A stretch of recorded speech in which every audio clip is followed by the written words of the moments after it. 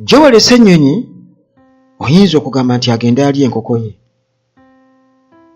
oluvannyuma lw'amawulire munnange okubeera nti gabadde gamutunuulidde nnyo nga bagamba nti ono Byabakama olaba awanduukulula batamukwatako ate olwo Joel Ssenyonyi asiiba ateeka Anita Among ku bunkenke mu Parliament kubanga Anita Among tukimanyi bulungi nnyo nti yakanika Byabakama era yakanika Ssaabalamuzi n'essiga eddamu z'okutwaliza awamu yakanika Parliament kubanga ono munywanyi wa Museveni mbu batta omukago balina ebyama byabwe era bw'atyo n'atuuka n'okubera nga amuwagira ku nguzi nti lya kola kyonna ky'oyagala teri accountability mu ngeri yonna.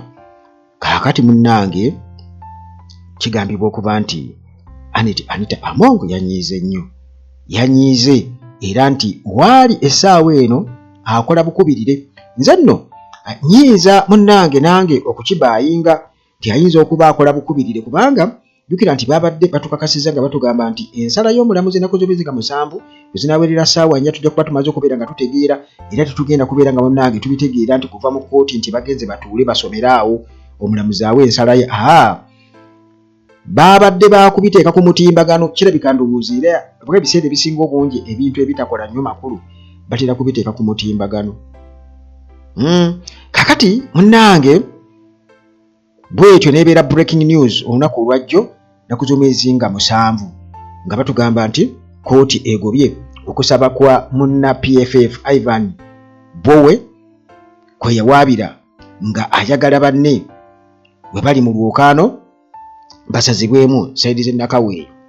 Kakati ono kooti emulagidde bwetyo munnange yamulagidde agenda anoonye obululu alekeraawo okumalira abantu obudde.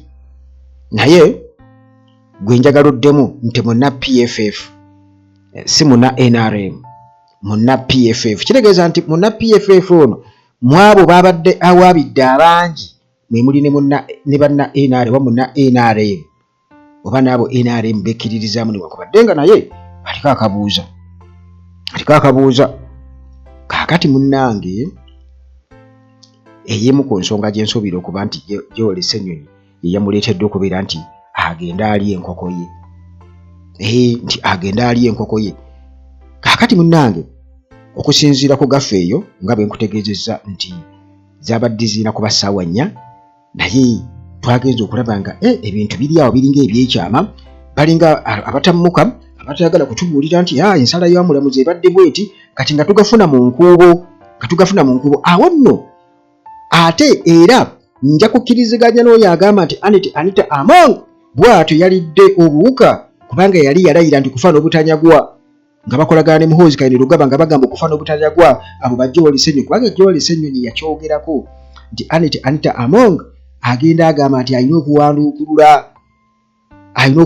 abo bonna aba NUP oba abo bonna be bateetaaga mu lwokaano ku mitendera gyonna. Kaakati munnange Anita Among yali yaseetinga dde omupiira gwe era nga Byabakama ali meant kubeera nga munnange akikola bukozi nga bwe yakikoze wano e Makindye ku bwa mmeeya abalala bonna ne babawandula ne basigazaamu oyo waabwe ye nga yalina ebisaanyizo yekka. Kakati Joel Ssenyonyi oba oli awo ye nga bwe nkutegeezezza nti fakiti esooka kubeera nti nno ate yawaabo munna PFF newankubadde aliko akabuuza ng'awaabira bano abalala kitegeeza n'owa NRM naye aba alugenderamu ekyo kimu kubanga ensobi munnange bonna baali baagigwamu bwebanga nsobi. Kakati ensonga ey'okubiri nti akakiiko k'ebyokulonda ke kaakola ensobi eyo so si bano be baakola ensobi eyo ate olwedde nga baanominatingibwa dda. Kati akakiiko k'ebyokulonda ke kalina okugolera ensobi eyo nga bw'onoogamba nti bannange nti eyo agenda gye mbawadde newankubadde ewandiikiddwako 2024 oba 2025 naye tuli mu 2026 newankubadde naye nga ebisigadde wansi byonna tugenda kuba bitwogerako. Kakati muganda wange ekyo ndowooza example gye mba nkuwadde eba emala bumazi. Munnange lindirira nkubuulire Anita Among engeri gy'alidde obuwuka muganda wange.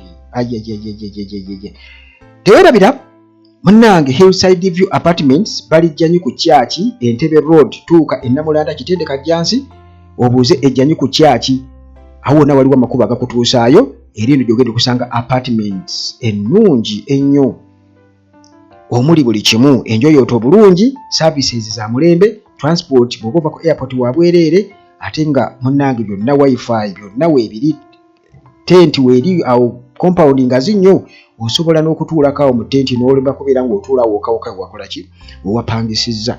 Maintenance Palace balina solar systems zonna ze bali badde weetaaga, balina ebyamazzi balina ebyamasannyalaze byonna ne ttiimu y'abakugu esobola okunyambako okubinstallinga. Tukugamba nti balina water heaters nga zikozesa solar, water pumps zikozesa solar, CCTV camera zikozesa solar, security lights n'ebirala. Ate balina solar systems zikabejja n'entono ezitandikirwako eba Maintenance Palace.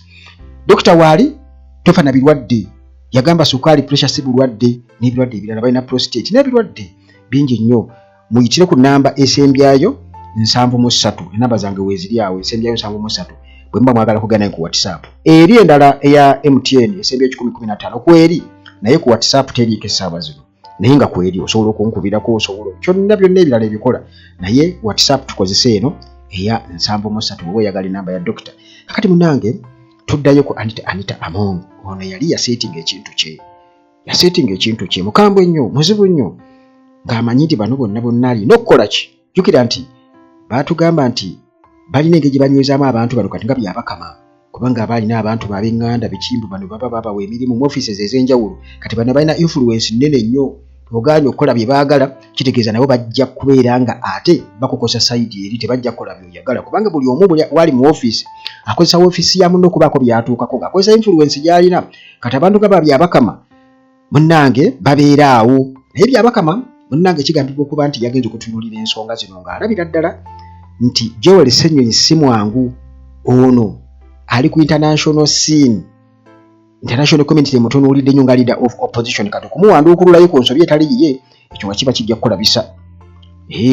Bannange abaze bageetaagisa ayogera atya byabakama sisobola kumuwanduukulula bannange kubanga mumanyi nammwe ebintu by'amateeka tenze nkolera ku mazima ng'alimba singa abadde muyabayaba yali badde amuwanduukululayo. Kakati munnange ensonga ne zigenda zigejja bwe zityo. Kati ensonga endala kwe kubeera nti munnange ni muna NRM oba nti kibadde kigenda kukosa ate bonna naye lwakuba nti munnange bano okulemerera oba kiri boonoona basobola okusaddaaka kubanga era baba bakimanyi togenda kuwangulwa nga muna NRM bakimanyi Joel Ssenyonyi agenda kuwangula.